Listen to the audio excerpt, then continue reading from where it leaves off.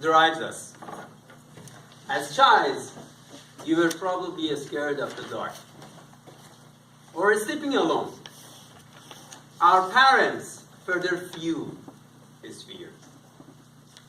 Don't you wet your bed, or the boogeyman will take you far away to the jungle. My father used to tell me, don't you eat hot dogs. They're made of dogs' intestines. That's what's intestines. Our religious teacher at the school used to inspire us in his own words.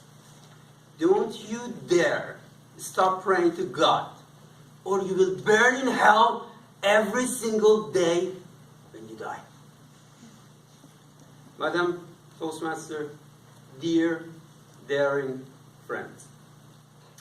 When I got my driver's license, I asked my father several times to let me drive our car alone. He kept refusing, but he finally gave in on one condition. Be careful, or you know what I would do with you. Quick show of hands, who has a dad with a temper? I happily ran to the car, started the engine, moved backward, and turned the wheel a bit. And bang! I hit the column in the parking lot. How could I hit a column my first time driving a car alone? And I managed it driving for only 1 meter. I got off the car and noticed I had not only hit the column, I had broken all the tiles surrounding it.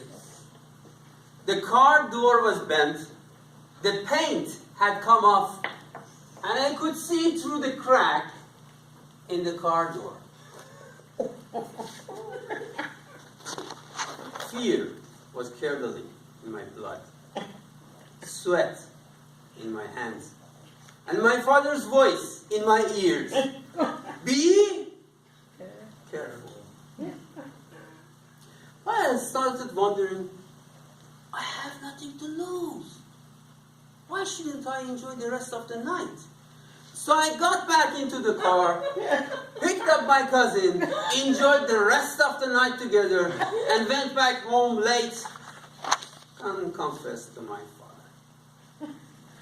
Fear is the alarming sound you hear when you forget to fasten your seatbelt. It doesn't tell you don't drive. It tells you you have to do something. Few years later, I was looking for a coach. This time, I got into a taxi. A pretty girl got in and sat next to me. I asked the driver if he knew a bookstore. He didn't, but she replied, there is a big bookstore nearby. She wasn't only pretty, she was kind as well. I started thinking, man, forget it about the book. Let's start talking to her, get to know her, ask for a phone number. But fear was driving me. I didn't want to get rejected. I didn't want to hear no. So instead, a few blocks away, I paid for my ride, I paid for her ride, and got off the taxi. I was in the bookstore when she showed up, paying back my money, saying, I don't want your money, thank you. Wow! She came after me! It's like in the movies.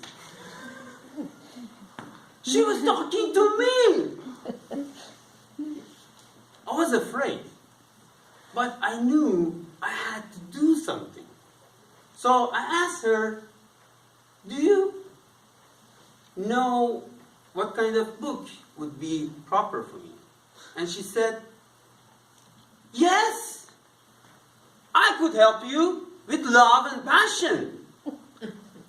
Well, that's how I pictured it. But she only replied, okay.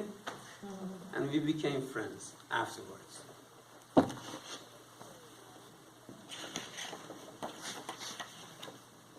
My first few times coming to Toastmasters, they asked me to come here for table topics. Who has ever been afraid of public speaking? Raise your hand. I stood up in front of a bunch of people I barely knew, but they smiled at me. Then they asked